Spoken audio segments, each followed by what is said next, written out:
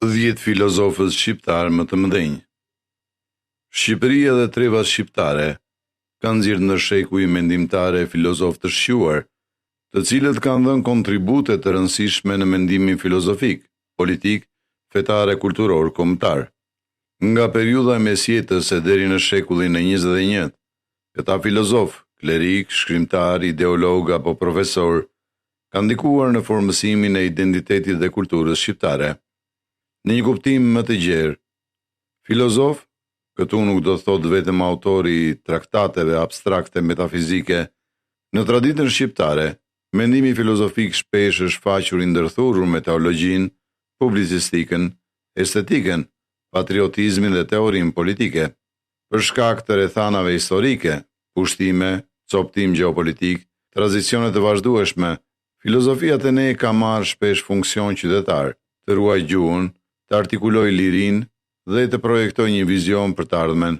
Kjo lizë vinon të pasqyroj pikërisht ato figura që, përveç vlerës së tyre teorike, ndikuan edhe në përfiturimin e vetes që kanë në shqiptarët si komb, në mënyrën si e lexojnë historinë, e si e mendojnë shtetin, fenë, arsimin dhe kulturën.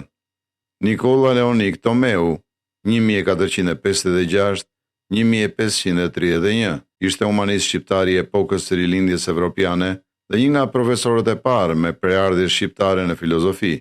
I lindur në Venedik nga një familje shqiptare nga Durrësi, ai studioi filozofi dhe letërsi në Firenze dhe më pas u emërua pedagog i filozofisë në Universitetin e Padovës. Në vitin 1497, Tomeu bëhet profesor i parë zyrtar i filozofisë aristoteliane në Padovë. Ai botoi dialog filozofik në latinisht dhe gëzoi respektin e dietarëve të mëdhenj të kohës. Si filozof i rilindjes, ai kontribuoi në përhapjen e mendimit klasik greko-romak në Evropë dhe mbetet një shembull i ershëm i kontributit shqiptar në filozofinë perëndimore. Rëndësia e tij qëndron edhe te vendosja e një ure mes traditës skolastike dhe humanizmit kritik, duke kthyer tek Aristoteli një lexim më filozofike historik, tipik për rrethet padovane.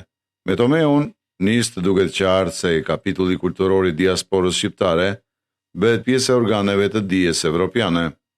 Pjetër Bogdani, 1625-1689. Pjetër Bogdani është figura qendrore e mendimit filozofik dhe teologjik shqiptar në periudhën e vonë mesjetare. I njohur si krye i peshkëve katolik i Shkupit, ai ishte teolog erudit, filozof dhe prozator i madh. Bogdani është autor i veprës së famshme Çeta e profetëve, botuar në vitin 1685 në Padovë. Kjo vepër, e shkruar në gjuhën shqipe dhe italisht, përfaqëson një nga traktatet e para filozofiko-teologjike në kulturën shqiptare. Në të, Bogdani trajton tema fetare e filozofike, duke mbrojtur doktrinën kristiane dhe e shprehur dashurinë për dijen dhe arsyen. Ai thekson nevojën e arsimimit të popullit në gjuhën namtare, duke qenë pararendës i ideve të rilindjes kombëtare. Përmes veprës së tij, Pjetër Bogdani konsiderohet ati i prozës së vjetër shqipe dhe bashkon iluminizmin fetar me atë kombëtar. Bogdani mishëron një barok të krishterë shqiptar, ku retorika e mprehtë, teologjia dhe morali përkthehen në një program kulturor, ta bësh të kuptueshme të vërtetën në gjuhën e popullit, ta pajisësh publikun me arsyetim dhe ta mbrosh kulturën vendase përmes fjalës së shkruar. Hasan Tasini, 1811-1881. Hoxha Hasan Tasini ishte një prej mendimtarëve shqiptar më të shquar të shekullit të 19. I lindur në Ninat të Çamërisë, Tasini u arsimua në Stamboll dhe Paris, duke bërë një dietar polimat, astronom, matematikan, psikolog dhe filozof. Ai njihet si rektor i parë i Universitetit të Stambollit, 1870, një arritje e jashtëzakonshme për një shqiptar në perandorinë osmane. Si intelektual me pikpamje progresive, Hasan Tasini ishte ndër themeluesit e Komitetit Qendror për mbrojtjen e të drejtave të kombësisë shqiptare në vitet 1870, duke lidhur dijen me veprimtarinë patriotike. Në fushën filozofike, kontribuoi me vepra në astronomi dhe filozofinë islame perëndimore. Hasan Tasini promovoi shkencën dhe arsyen, duke pasur influencë tek personalitete si Xhemaluddin Afgani. Ndikimi i tij në kulturën shqiptare është i dyfisht. Tregon se shqiptarët ishin protagonistë në jetën intelektuale osmane dhe kontribuojnë në lëvizjen e rilindjes kombëtare. Ai kërkoi të ndërthurte metodën shkencore me etikën shoqërore, duke mbrojtur idenë se qytetërimi i një kombi matet nga cilësia e arsimit dhe nga hapja ndaj dijes universale, një teorem morale që mbetet aktuale sot. Sami Frashëri, 1850-1904. Sami Frashëri është ideologu kryesor i rilindjes kombëtare shqiptare dhe një nga mendjet më e urrëdite të shekullit të 19. I lindur në Frashër të Përmetit, Samiu ishte shkrimtar, enciklopedist, gjuhëtar, dramaturg, përkthyes dhe filozof shqiptar. Ai, së bashku me vëllezërit Abdyl dhe Naim Frashëri, formuan bërthamën e nacionalizmit shqiptar. Samiu la gjurmë të pashlyeshme si në kulturën shqiptare, ashtu dhe në atë turke osmane. Në gjuhën turke artoi fjalorin e parë modern dhe shkroi romanin e parë turqisht, ndërsa në gjuhën shqipe kontributet e tij përfshin traktatin politik Shqipëria çka qen, që është e çdo të bëhet, botuar në 1899. Në këtë vepër programatike, Sami Frashëri parashtroi vizionin e tij për një Shqipëri të pavarur, të zhvilluar dhe të qytetëruar mbi vlerat e arsimit. Ai kritikoi pravambetjen dhe fanatizmin, duke bërë zënës i ideve iluministe dhe frymës kombëtare. Idetë e tij shtetformuese patën ndikim të jashtëzakonshëm në rilindësit e tjerë dhe në brezin që realizoi pavarësinë e Shqipërisë. Në thelb, Samiu formuloi një konstitucion shpirtëror të kombit, shteti si produkt i arsimit, ekonomisë dhe moralit publik, gjuha si trualli i identitetit dhe qytetaria si virtyt politik që duhet të mësohet. Gjergj Fishta, 1871-1940. Atë Gjergj Fishta, frati i Franceskan, është një nga figurat kulturore më me ndikim të Shqipërisë në fillim të shekullit të 20. I lindur në Zadrim, Fishta u bë i njohur si poet kombëtar, publicist, përkthyes dhe adhetar. Ai ishte autori e epopejës monumentale Lauta e Malcis, 1937, e konsideruar epopeja kombëtare shqiptare, ku përmes vargjeve epike madhështore glorifikoi trimërinë dhe vlerat e popullit shqiptar. Prandaj Fishta shpesh quhet Omeri shqiptar. Gjergj Fishta luajti një rol të rëndësishëm në jetën publike. Ishte kryetari i Kongresit të Manastirit, 1908, ku vendos alfabeti i sotëm i shqipes me shkronjë latine. Si kryetari i atij kongresi historik, Fishta kontribuoi drejt për drejt në unifikimin kulturor të shqiptarëve përmes gjuhës së shkruar. Gjithashtu, ai drejtoi revistën Hylli i Dritës, një nga tribunat kryesore kulturore të periudhës, ku trajtoi çështjet e fesë, moralit, edukimit dhe politikës me vizion reformator. Fishta shërbeu edhe si deputet në Parlamentin shqiptar dhe mori pjesë në delegacionin shqiptar në konferencën e paqes në Versailles, 1919. Ndikimi i Gjergj Fishtës vret në mënyrën si ai përzieu filozofinë patriotike me atë fetare dhe estetike.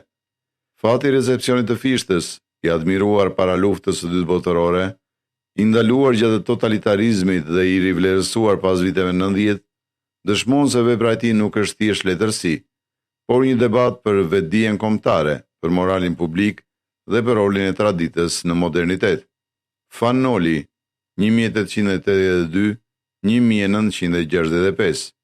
Theofan Stilianoli ishte një personalitet poliedrik, klerik, politikan, historian, shkrimtar dhe filozof social, që la gjurmë të pashlyeshme në historinë shqiptare të shekullit të 20. I lindur në Traki nga një familje shqiptare ortodokse, Fannoli emigroi në Shtetet e Bashkuara të Amerikës, ku shfaq si udhëheqës i komunitetit shqiptar.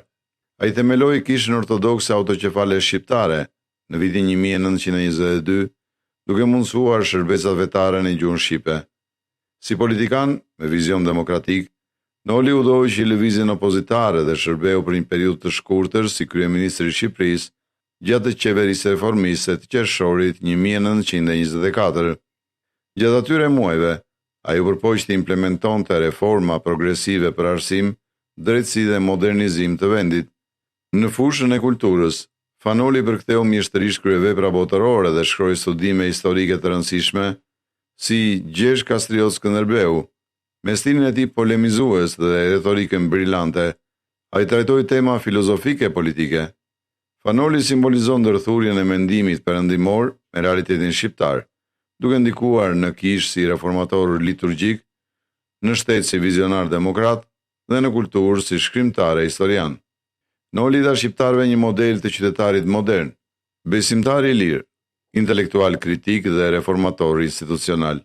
Te ai, morali publik, estetika e përkthimit dhe etika politike bashkë ekzistojnë si pjesë të njëjtit mision civilizues. Faik Konica, 1875-1942.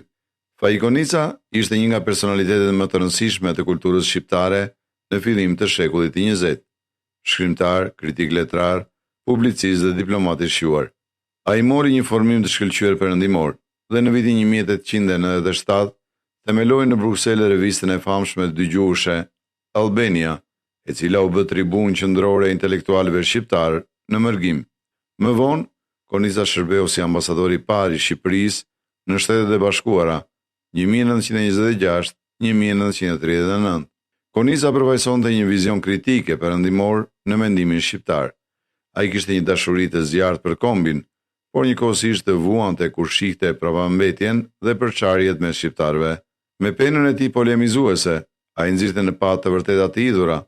Megjithatë, kriticizmi i Konicës buronte nga dëshira për përparim shoqëror. Ai besonte se shqiptarët duhet të arsimohen dhe të emancipohen, të çlirohen nga verbëria fanatike. Një shtyllë qendrore e mendimit të tij ishte krijimi i një gjuhë letrare dhe kulture kombëtare unifikuese. Faik Konica la një ndikim të jashtëzakonshëm në mendimin shqiptar. Ai vlerësohej si pionieri i kritikës letrare moderne shqiptare dhe një mjeshtër i stilit polemizues. Duke ftuar bashkëdhetarë të përballen me të vërtetat e pakëndshme, Konica ushqeu mendimin kritik shqiptar dhe kontriboi fuqimisht në formësimin e vedijes kombëtare moderne. Në një farë mënyre, ai vendosi standardin e intelektualit që e do vendin duke kritikuar, jo duke idealizuar. Ernest Koliçi, 1903-1975. Ernest Koliçi lindi në Shkodër dhe u rrit në një mjedis të pasur kulturor. Qyshërët, ai u ndikua nga traditat e fuqishme letrare shkodrane që i kombinoi me formimin e tij modern. Në vitet 20-30, Koliçi dha kontribut të jashtëzakonshëm si prozator, duke botuar vepra që vendosën themelet e prozës moderne shqipe. Filozofia kulturore e Koliçit vërtitet rreth idesë se letërsia, arsimi dhe trashëgimia shpirtërore janë shtyllat e identitetit kombëtar. Ai besonte se shkrimtarët dhe poetët, përmes votës së tyre, ishin ndërtuesit e Shqipërisë së sotme. Gjatë luftës së botërore, ai shërbeu si ministri i arsimit dhe kontriboi në hapjen e shkollave shqipe në trevat shqiptare. Koliçi luajti rol kyç në nismat shkencore dhe themeloi 3 revista kulturore shumë të rëndësishme. Pas luftës, i mërguar në Rom, Koliçi vijoi të ishte zë i fuqishëm intelektual nëpërmjet revistës së Shëjzat. Trashëgimia e Ernest Koliçit në kulturën shqiptare është e shumanshme. Ai cilësohet si një nga themeluesit e tregimit modern shqiptar dhe ndër figurat më me ndikim të letërsisë shqiptare të shekullit të 20. Qendrisa e tij kulturore në Mërgim dëshmon se identiteti përforcohet edhe përmes diasporës, duke bërë letërsinë një dhe shpirtëror. Ukshinoti, 1943-1999. Ukshinoti ishte filozof politik, intelektual dhe veprimtar nga Kosova. I njohur për mendimin e tij të mprehtë mbi çështjen shqiptare dhe për sakrificat e tij në emër të lirisë. I lindur në Krushë të Madhe, Hoti studioi shkencat politike dhe juridike, më pas dha mësim si profesor në Universitetin e Prishtinës. Në vitet 1980, ai u angazhua hapur në lëvizjen për drejtat e shqiptarëve të Kosovës, gjë që i kushtoi përsekutim nga autoriteti jugosllav. Ukshinoti u burgos disa herë dhe në 1994 u dënua me 5 vite burg. Gjatë kohës në burg, ai shkroi veprën e tij madhore, Filozofia politike e çështjes shqiptare, 1995, e cila përbën një analizë të thellë teorike mbi pozicionin historik, politik e kulturor të shqiptarëve në Ballkan. Kjo vepër monumentale vendos Ukshinotin ndër filozofët më të rëndësishëm politik shqiptar të shekullit të 20. Pas lirimit në maj 1999, ai u zhduk në rrethana misterioze, gjë që i zhndroi në një martir të kauzës kombëtare. Ndikimi i tij në kulturën shqiptare është i madh. Idetë e Ukshinotit frymëzuan brezënëri të veprimtarëve pas luftës, ndërsa figurat e tij simbolizonin intelektualin e pamposhtur që vuri idealet mbi jetën e vet. Teoti, politika kthehet në etikë e përgjegjësi dhe teoria në mjet për dinjitet e barazi. Ismail Kadare, 1936-2024. Ismail Kadare ishte shkrimtari dhe mendimtari më i madh shqiptar i kohëve moderne, që e ngriti letërsinë shqipe në nivel botëror.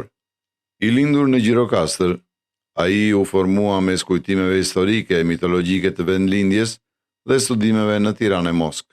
Që në romanin e tij të parë të madh, Generali i ushtrisë së vdekur, Kadare tregoi se do të ishte një zë i fuqishëm, duke drejtuar absurditetin e luftës dhe tragjedinë njerëzore. Në veprat e tij më të njohura, Kështjella, Prilli i thyer, Kronik në gur, Pallati i ëndrave, ai ndërthuri historinë shqiptare me mite, legjenda dhe alegori politike, duke folur jo vetëm për shqiptarët, por për fatin universal të njeriut nën pushtet dhe tirani.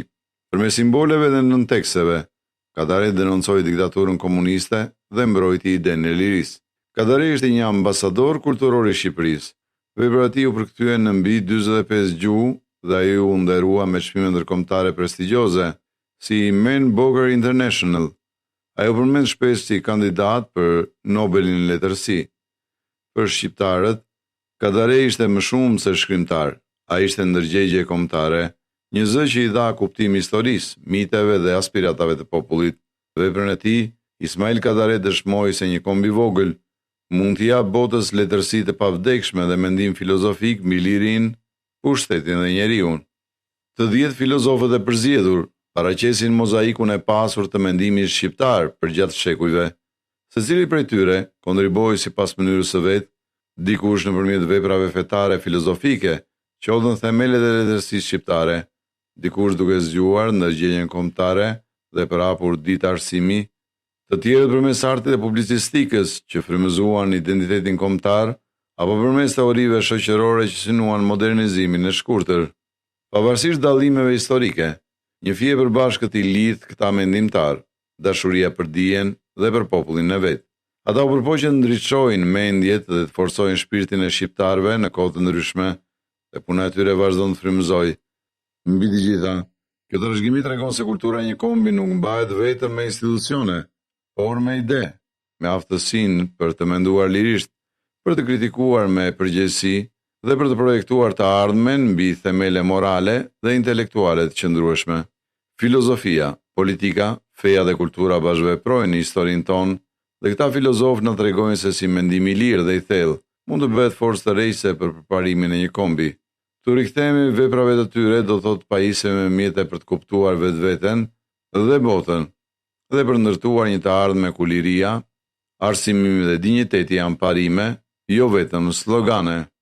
Faleminderit që ishit me ne në këtë udhëtim historik. Për më shumë kontent intelektual, mos harroni të bëni subscribe.